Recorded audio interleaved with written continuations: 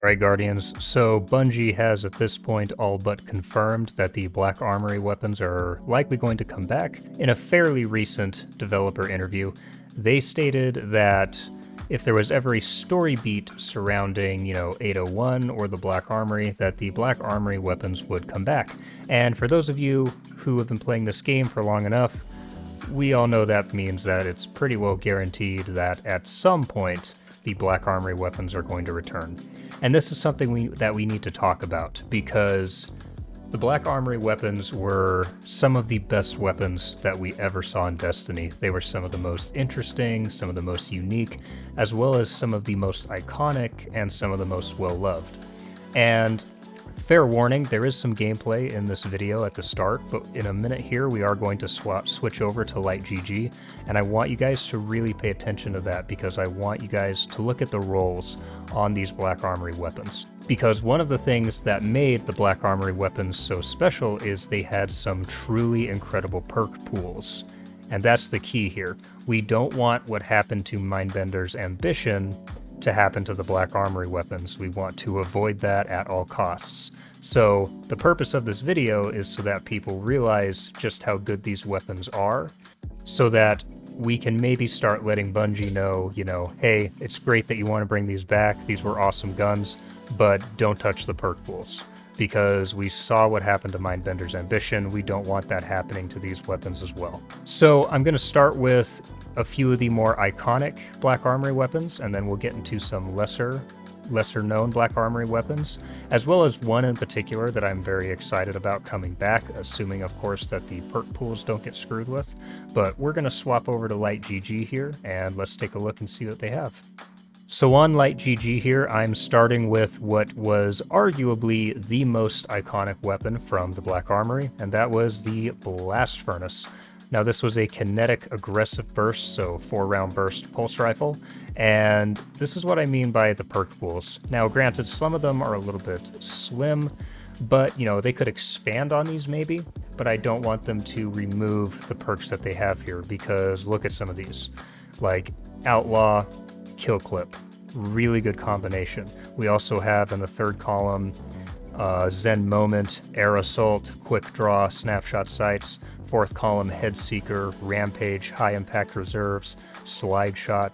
Just really amazing perk combinations. And also, it's worth noting that the Black Armory weapons didn't have barrels, they had different sights. And most of the Black Armory sights were really excellent. They were just very clean, very easy to use, very nice in general. So you can see just on Blast Furnace here, we had some really amazing perk rolls. Plus, one thing about the Black Armory weapons, they were some of the best looking guns in the game. Now, there's not a whole lot else to say about Blast Furnace back during Black Armory when these weapons were still around, kind of during that whole era, the Forsaken era, if you want to call it that. This was the Pulse Rifle King. This was probably the best pulse rifle in the game. Everybody wanted one of these, and if you were using a pulse rifle and doing well with it, you were probably using Blast Furnace. And with these rolls here, Blast Furnace could still pretty easily hang in the current meta, no question. I don't think it would necessarily become the best, but it could hang pretty well even with the likes of weapons such as No Time to Explain or the Messenger, so on and so forth. So this is the first weapon that I want to talk about. Let's move on to the next one. So next up here we have Kindled Orchid. Now this is an energy hand cannon. It is, in its current iteration, a 140. I do believe that this was a 150 before Bungie merged the 150s and turned them into 140s. But again, looking at the perk pool here, just really amazing options here. Now we have Outlaw, Kill Clip, Rangefinder, Quick Draw in the third column. Fourth column, Rapid Hit, Rampage, Explosive Payload, Threat Detector. As well as this one did have barrel perks, and you can see the magazine perks here. So again, just really amazing perk combinations here. One of the things that was really unique on Kindled Orchid as well is that Kindled Orchid could actually roll with both Kill Clip and Rampage. Now, 2 damage perks on a 140 hand cannon probably sounds pretty broken, and yes, having Kill Clip and Rampage could allow you to 2-tap, but the thing is that getting them to work together was very challenging. because for one thing, both of these are on timers. So to get this to work, you would have to get a kill, reload immediately to get kill clip, immediately get another kill to get rampage, and then you would have to immediately once again push into another gunfight in order to try to get the 2-tap. And again, these 2 perks were on timers, so you had to do all of that in very rapid succession. That's what kept it from being completely broken. And it wasn't something that happened very often, but when it did, it was really satisfying. So again, a really excellent hand cannon from the Black Armory. Let's move on to what was my personal favorite weapon from the Black Armory. So now we're looking at Hammerhead. This was a LMG, of course, 450 rounds per minute. And back in the day, this LMG was the best LMG in the game, at least as far as PvP goes. And even to this day, I still have my Hammerhead. I unfortunately dismantled most of my Black Armory weapons when they were sunset, but I just couldn't quite bring myself to do so with Hammerhead. And even today, obviously you can't use it in trials, but inside of Iron Banner, Quick Play, Comp, whatever, Hammerhead still just tears people apart. So the role that I had was Quick Draw and Rampage, but again, some really amazing roles here. Like we also have Tap the Trigger, Dynamic Sway Reduction, Rampage, of course, high impact reserves. If you wanted to use this in PvE, you were probably going for like Mulligan or something. But again, just really amazing perk combinations. And the nice thing about this LMG was it was just so smooth and controllable, very accurate, very easy to use, just an excellent LMG.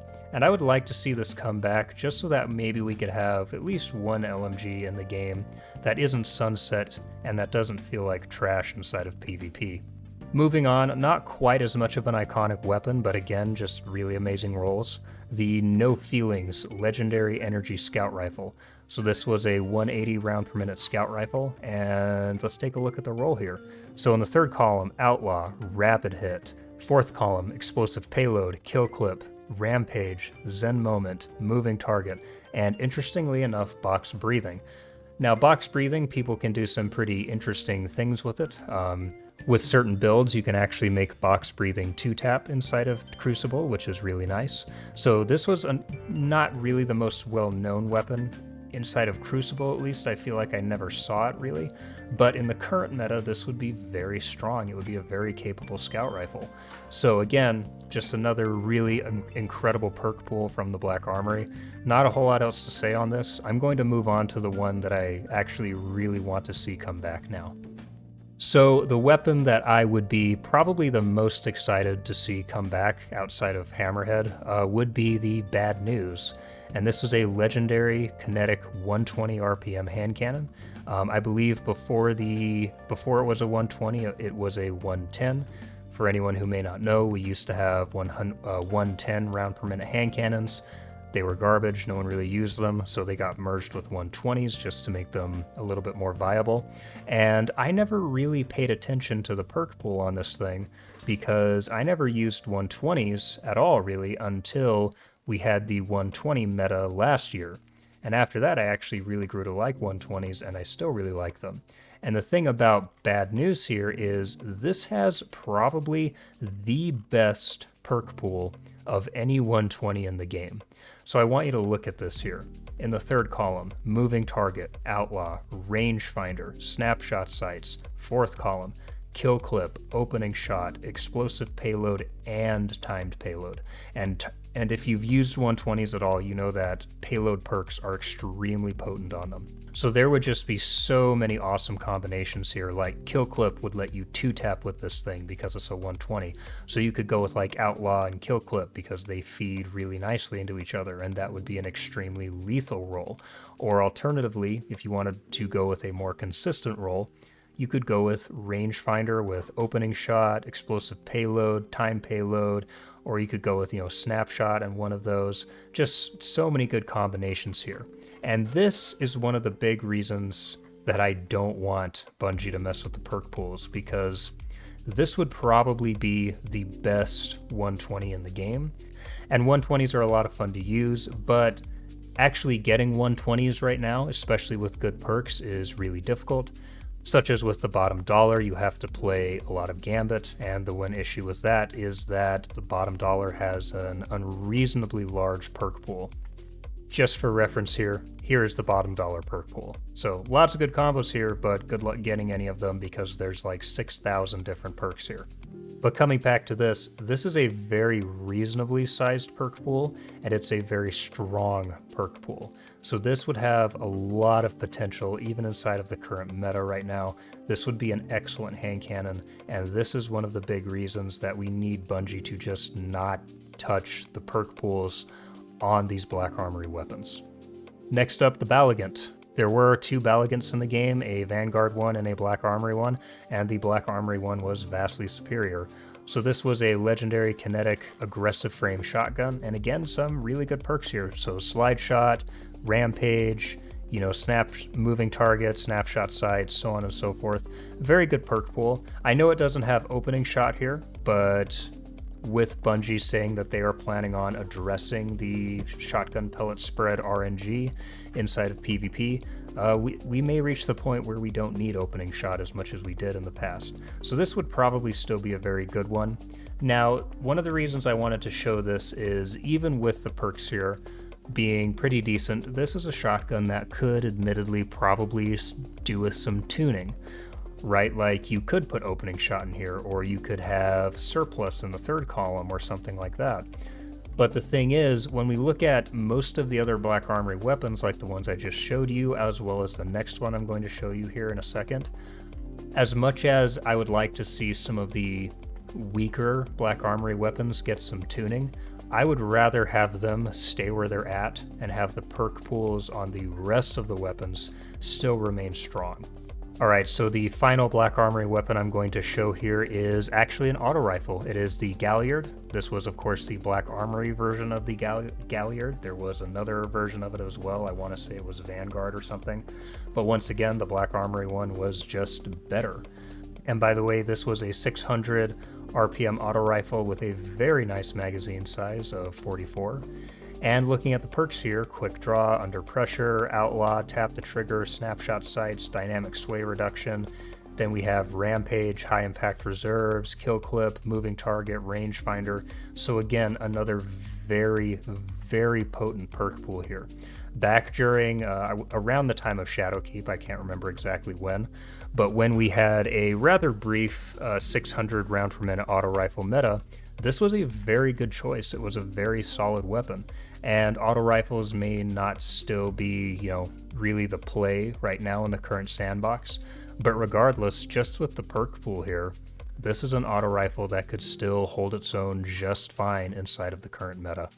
So that's why I'm saying that we really need to talk to Bungie here, start letting them know, yes, please do bring back the Black Armory weapons, but do not touch the perk pools.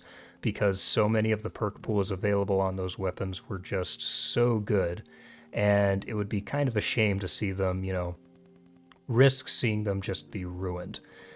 Now, I know in the past, Bungie has said that, when they reissue a sunset weapon, that they plan on keeping its most iconic roles. The problem is that it doesn't seem like that's been entirely true, because we saw what happened with Mindbender's. Mindbender's Ambition didn't really have any of its old iconic roles at all, and as a result, Mindbender's just doesn't feel as good as it used to. And that's kind of the problem when you sunset weapons and then bring them back. If you bring back weapons that are really iconic inside of the game, you can't, mess with the perk pools unless you're planning on making them drastically better. And we don't want to see what happened to poor Mindbender's Ambition happen to the Black Armory weapons. So that's all for me today, Guardians. I hope you enjoyed the video. Please let me know your thoughts in the comments below. And, start, on social media, whatever, letting Bungie know, hey, yes, bring these weapons back, but don't touch the perk pools. But anyway, guys, if you liked the video, do me a favor, leave me a like and a subscribe, and I will see you all in the next video. Peace.